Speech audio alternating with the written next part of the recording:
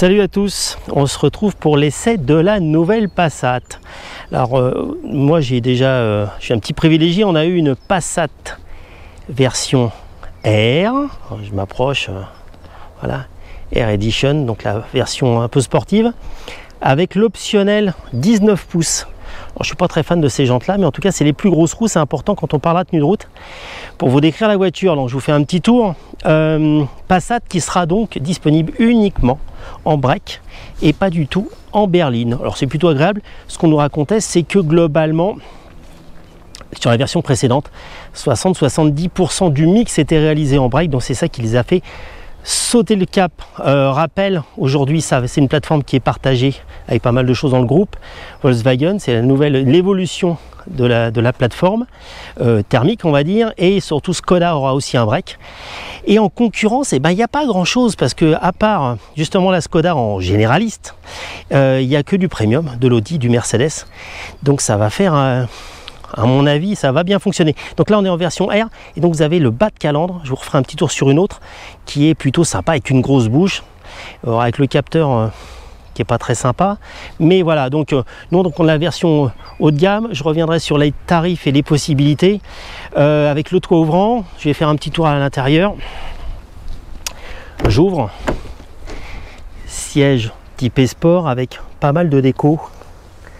Des petits détails avec les passepoils, la planche de bord, un éclairage intérieur qui s'illumine, on y reviendra, les panneaux de porte façon Alcantara, un grand écran optionnel, pas sur toutes les voitures en 15 pouces, mais le 12,3 je vous le montrerai aussi, est plutôt sympa aussi. À l'arrière, il y a beaucoup de place pour les sièges, comme vous le voyez. La cage à pied, c'est gigantesque. Là, on est réglé pour deux petits gars de 75 à 1,80 m, donc c'est plutôt pas mal. Un coffre gigantesque qui fait tout le job. J'y reviendrai, je redonnerai le détail des métrages, mais alors il y a un petit peu de place dessous, mais c'est très grand. Là, avec les pare-chocs qui sont un peu design, donc c'est une belle auto, il faut le dire, mais à partir du moment où vous mettez, moi je trouve que le Airline est assez sympa, mais si on est sur une version plus base, c'est un peu moins sexy. Je vous ferai un petit tour de débrief de la version base à la suite.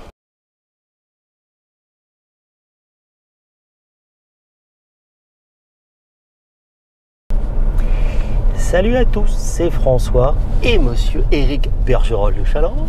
Salut à tous. Donc on se retrouve pour le nouvel automobiliste, Automatin et Le Bon Coin, non je déconne, et Road Story, derrière au volant, et on essaie de la nouvelle Passat Volkswagen. Alors il y a eu deux possibilités, il y avait le 150 chevaux essence et le 150 chevaux diesel, évidemment, comme nous sommes des petits coquins.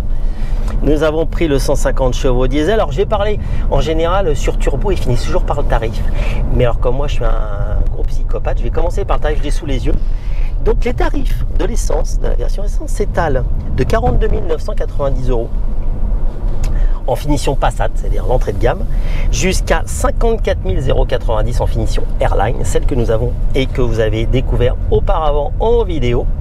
Et pour la version diesel, ça commence en Life Plus, donc au-dessus de la base, on va dire, à 50 490 € pour finir à 57 290. Alors côté tarif et positionnement, il faut réaliser qu'à part la Skoda qui va arriver, qui est la même plateforme, les seuls concurrents c'est Mercedes, BM et Audi, donc ils vont être un peu peinards.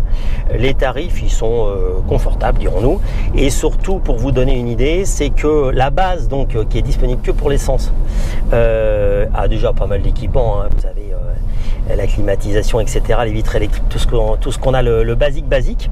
Après vous passez en Life Plus, c'est 4 300 € de plus. Après en élégance pour 5 800 € de plus que la Life Plus, et la Airline qui est à 6 800 € de plus que la Life Plus. Ce qu'il y a à retenir, c'est que si vous voulez avoir un toit ouvrant, le cuir, il faudra aller sur la finition élégance, parce que sinon vous ne pourrez pas avoir ces équipements. Quoi vous dire d'autre? Le côté malus, etc., c'est très raisonnable, parce qu'en essence, malus au poids, c'est maximum 300 €. Le malus au CO2, c'est entre 200 et 300. Et en diesel, entre 300 et 800.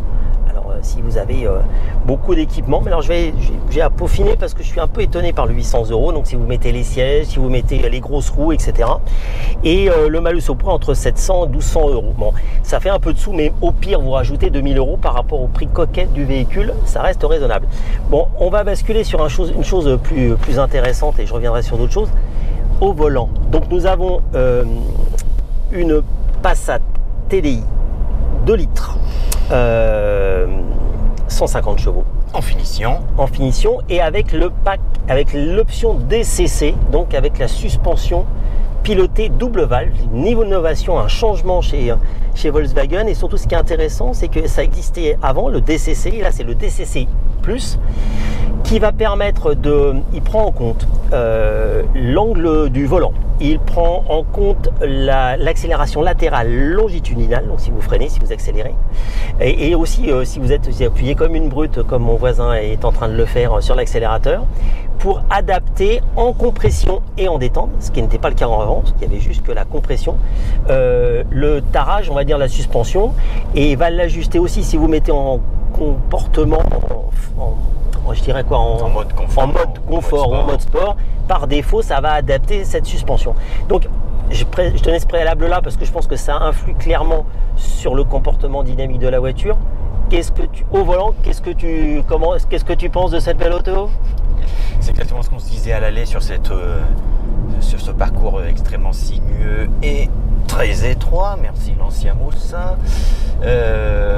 Au bout d'un moment, on finit par oublier la largeur de la voiture, son gabarit, qui est quand même conséquent. La voiture s'allonge de 14 cm par rapport à la génération sortante. Le reste ne bouge pas, c'est que la longueur qui augmente. Voilà, empattement s'allonge aussi, mais largeur reste la même. Donc on est sur quand même un grand gabarit. Un bon bestiau, ouais. On se rend compte que plus on pousse, à chaque fois, on se dit là c'est sûr, la voiture va commencer à s'ouvrir, à glisser gentiment de l'avant. Ben non, ça tient. C'est très en conduite dynamique, en tout cas avec cette suspension là, avec le DCC, c'est bluffant. Moi je trouve que vraiment la voiture, tu te dis c'est dommage de ne pas avoir plus de chevaux, parce que c'est ça, parce qu'on est des coquins. Plus de route. Et en termes justement, je rebondis sur le moteur, le bruit du moteur, parce qu'il y a nos camarades, tu me disais que nos camarades anglais avaient dit c'est super brillant. Oui, je lisais ça hier soir en disant, chez Autocar, ils disaient c'est pas possible, c'est presque honteux, décidément c'est rétrograde, on entend le bruit du diesel. Et moi je souriais intérieurement parce que au contraire, ça me renvoyait à une période où peut-être un peu plus insouciante que de nos jours, où on avait tous ce réflexe de dire que l'évidence c'est le diesel sophistiqué à haut rendement qui consomme peu, et où le diesel de dernière génération c'était le nec plus ultra en consommation. On était évidemment avant l'ère du tout électrique et de l'hybride essence électrique, de l'hybride rechargeable, qui peuvent évoluer en mode tout électrique à basse vitesse et qui sont évidemment inégalés en termes de silence de fonctionnement. Là, évidemment, quand tu démarres le moteur, a fortiori dans un parking souterrain, tu fais « Oh, c'est du diesel ». Ça ne veut pas dire que ce moteur est bruyant. Au contraire, l'insonorisation est remarquable.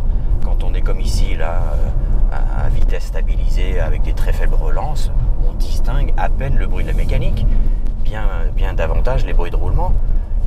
Et globalement, c'est très filtré, quoi. C'est très confort, très peu sonore. On a constaté. Et en roulant un peu plus vite, même sur autoroute et sur départementale, tu es d'accord avec moi, pas de bruit aérodynamique, pas de bruit global. Je veux dire, c'est super, c'est une super voiture à rouler, parce que aujourd'hui, c'est 50% des ventes, si je dis pas de bêtises, destinées à de la société. Oui. Et puis les autres qui achètent, c'est pas purement société, mais c'est quand même des véhicules de gros rouleurs. C'est une super caisse pour rouler. Je reposais la question, je parlais avec les gens du commerce tout à l'heure ce matin.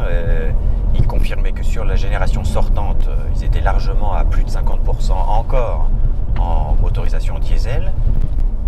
Et là, quand je leur demandais alors quel serait l'objectif raisonnable, quelle sera la part de ces deux motorisations diesel proposées sur cette nouvelle Passat dans les immatriculations en France, en Europe, il dit bien malin celui qui saura le dire. Nous autres au commerce, on est un peu malaisés pour le dire, parce que sur le papier, ce diesel écope d'un malus CO2, il écope aussi d'un malus au poids. Mais on dit, tu vois, le maxi c'est 1000 à 2000 €, c'est pas non plus délirant. Non, mais ça le met au même niveau que la motorisation à essence, qui elle a la même taxation CO2. Et donc sur le papier, t'as plus une pénalité qui te ferait dire je ne prends pas l'essence, par principe je prends le diesel.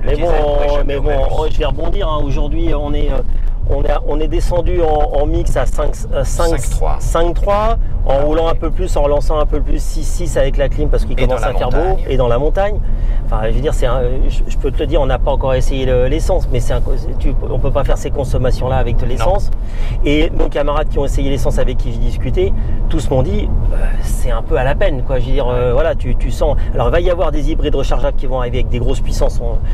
On les réessayera après avec 200, 270 chevaux. Mais aujourd'hui, ce qui est dispo, c'est le diesel 150, l'essence 150. Avec un essence 150, à mon avis, bon, c'est un peu compliqué en roulant chargé, en ayant de la relance, etc. Alors que le diesel, il y a du couple, il y a de la puissance. Enfin, ça va, tu as la même puissance, mais beaucoup plus bas et qui emmène des transmissions beaucoup plus longues. Et donc, j'ai abordé très vite la consommation. Bon, voilà, quand on est entre 5,5 et 6 de consommation moyenne, alors c'est qu'un aperçu parce qu'on n'a pas fait beaucoup de kilomètres, c'est pas fin, il faudra faire un essai plus long. Mais bon, sur une grosse auto, qui fait quoi, une tonne 8, c'est ça à peu près dans ces eaux-là? J'ai déjà oublié. Ouais, je vais vérifier, mais pour moi. 1642. Et donc voilà, donc c'est quand même un joli petit bébé. Poids à vide 1572 en essence et en diesel 1678. Donc, mais bon, c'est pas les poids des électriques qui pèsent 2 tonnes. Hein, donc c'est qu'on s'est perdu, c'est que maintenant 1600 kg c'est léger, donc ça fait quand même un petit peu peur. Justement, moi j'ai trouvé ça frappant. Le bruit que j'évoquais au lancement et à l'accélération, en même temps le comportement, la relative légèreté que tu ressens au volant et au comportement, l'agilité, me renvoie à quelques années en arrière, à cette ère avant électrique. En ce moment, on a l'impression, nous, de ne conduire que des électriques. Évidemment, les constructeurs mettent le paquet et sortent beaucoup d'électriques. Il faut bien dire que les électriques sont plus lourdes et aussi la répartition de la charge avec leur batterie placée au plus près du sol fait que à conduire, ce n'est pas la même chose. Plus tu vas vite, plus tu sens se renforcer la différence de caractère, de comportement entre une voiture normale, conventionnelle, et une électrique avec un plancher surchargé de batterie. Et surtout, ce qui est assez hallucinant, c'est quand on arrive à dire un Scénic, et c'est super léger, ça fait moins de 2 tonnes. Un Scénic électrique, ça fait moins de 2 tonnes. Donc voilà, je vous ai fait un peu la vidéo en vous montrant éteint. Je referai une petite vidéo allumée de l'écran. Donc nous, on a l'optionnel en 15 pouces, avec un très grand écran, c'est très sympa. Il y a un 12,3 pouces qui suffit aussi largement. Le combiné instrument, il est plutôt sympa. Le volant, les touches du volant, des commandes ne sont plus tactiles, digitales, machin. C'est plus retour haptique. Voilà, donc tu appuies sur le bouton et ça fonctionne, c'est un principe. Il y a un chargeur à induction réfrigéré, ça c'est bien parce qu'il y en a un peu marre des chargeurs qui ne fonctionnent pas. Et donc tu as le téléphone frais sur ton oreille chaude. Exactement, j'avais vérifié. C'est agréable, voilà. Et puis, quoi dire d'autre sur le combiné, ouais, je pense qu'on s'est planté de route, c'est pas grave. Le GPS se décale pas, fonctionne plutôt bien pour ce qu'on a vu. L'écran et le nouveau logiciel, c'est ultra fluide, relativement intuitif, moi je trouve, globalement. Oui. Pour accéder aussi, pour enlever toutes les assistances de merde, t'appuies une fois sur le bouton. T'appuies une fois sur le bouton, il y a un écran qui apparaît, tu fais clic, clic, clic, clic et t'enlèves tout. C'est super pratique, super intuitif, ça c'est bien. Et en plus sur l'écran, vous avez 2 bandeaux en dessous et en dessus où il y a des emplacements où vous pouvez sélectionner, glisser un bouton virtuel. Je dirais à votre choix, c'est-à-dire c'est pas figé, donc ça c'est plutôt sympa. Et il y a un grand retour aussi en arrière, c'est-à-dire que donc tout l'affichage de ventilation reste tout le temps affiché sur l'écran. Il est en dehors de l'écran tactile principal, il est sur un bandeau, il a demeure, donc il n'y a plus le problème qu'il pouvait y avoir sur les interfaces d'ID3, ID4, etc. Où en fait la ventilation disparaissait, il fallait rentrer dans le menu pour aller accéder. Là on n'a plus ce souci-là. Aussi l'indication des commandes est éclairée.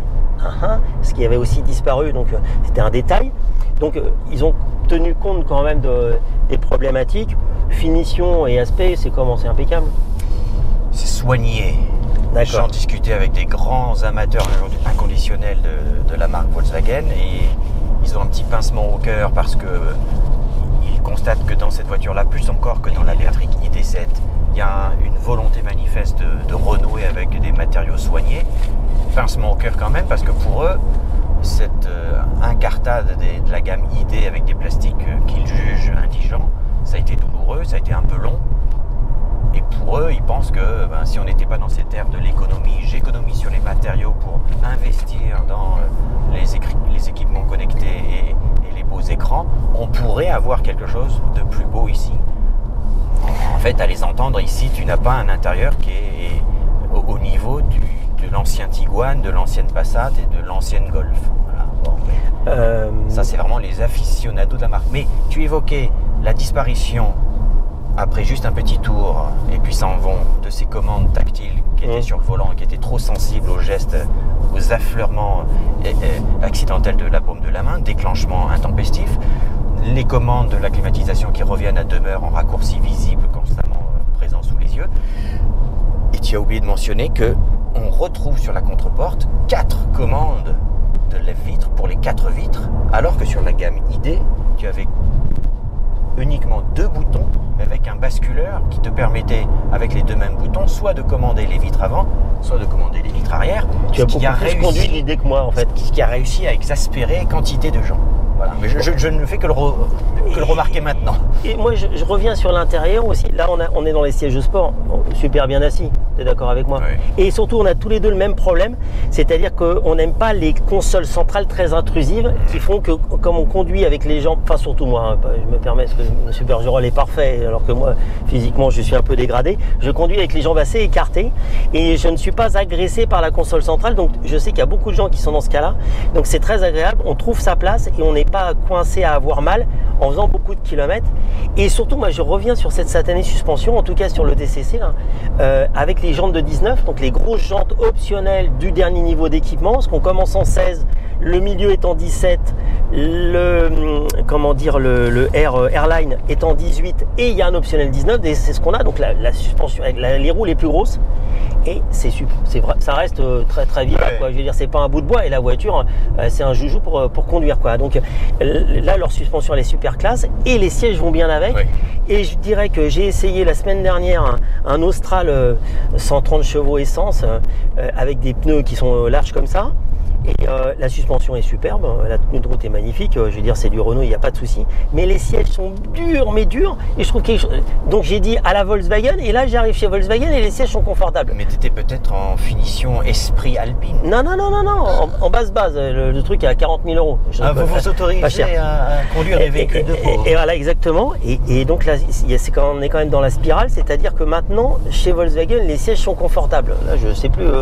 Mais bon, il faut noter qu'ici, on a les sièges optionnels à 1000 voilà, et quelques, qui se gonflent en tous sens pour faire des massages selon plusieurs modes, qui sont ventilés, qui sont chauffants et qui sont certifiés par les médecins du dos de l'association AGR. C'est le NEC Plus Ultra de chez Volkswagen. C'est des sièges qui sont apparus sur la grande berline électrique ID7 à l'automne dernier. Ils sont vraiment remarquables. Bon, on est quand même dans une auto à 60 000 euros. Et voilà. Donc ça, heureusement que ça commence à être pas mal. Donc on a le tout ouvrant, les gros sièges, le machin. Qu'en finition esprit, là, d'entrée de gamme, on n'aura pas ces sièges-là, c'est même à peu près certain. Non, c'est que sur le Airline. Ben on va essayer de faire un petit essai d'une version base, faire quelques kilomètres en base, ça serait serait classe. Parce que si on la trouve si remarquablement confortable, chaussée en 19 pouces, qu'est-ce que ça doit être avec du ballon en 16 pouces ou du chewing-gum. Ou alors c'est du chewing-gum, mais voilà. Donc on va peut-être essayer un essence bas de gamme, on va voir un petit peu ce que ça fait comme différence. Donc voilà, moi ce que j'avais globalement à dire, c'est un petit essai court, mais ça fait du bien de retrouver une voiture à l'ancienne, hein, chef. C'est exactement ça. Il y a des bruits un peu à l'ancienne, mais il y a aussi un comportement à l'ancienne. On trouve un peu de plaisir à la conduite. C'est pas ancien, non, rétro, c'est ancien, bien l'homogénéité qu'on appréciait chez une Volkswagen. Et une voiture qui donne envie de rouler. De toute façon, c'est la cible. C'est vraiment une voiture pour gros rouleurs et où vous allez manger. Alors, je sais que c'est toutes les 2 heures la pause s'impose, etc. Mais vous pouvez faire 1000. Je pense que c'est une auto où vous mangez 1000 km et vous arrivez avec une certaine sérénité. En tout cas, vous pouvez l'envisager. C'est silencieux, c'est bien suspendu. Moi, je suis pour une prise de contact très agréablement surpris et ça a encore amélioré par rapport à la génération précédente et il n'y a que de l'amélioration et pas de dégradation par rapport à moi ce que je connaissais des gammes précédentes. Et puis ça reste fidèle donc à cette image, cette lignée Passat, grande routière qui pourrait faire le bonheur de plus d'un chauffeur de taxi, il faut bien le dire et le reconnaître. Bon bah voilà, bah merci. On va essayer de vous piquer une petite voiture pas chère qui commence donc seulement à 42 990 €. On va essayer de prendre une finition comme ça pour vous dire ce que ça vaut. Ciao! Notre essai de la version essence 150 chevaux confirme le bien que nous avons ressenti avec la version Airline, même en finition, je dirais, classique, avec la suspension classique. Le moteur essence est un petit peu brillant quand il prend des tours, mais la voiture garde toutes ses qualités de confort sonore, de confort de suspension, d'habitabilité, d'équilibre de châssis. Définitivement, même en version, on va pas dire de base, mais en tout cas plus économique, tout est là pour avoir une super auto.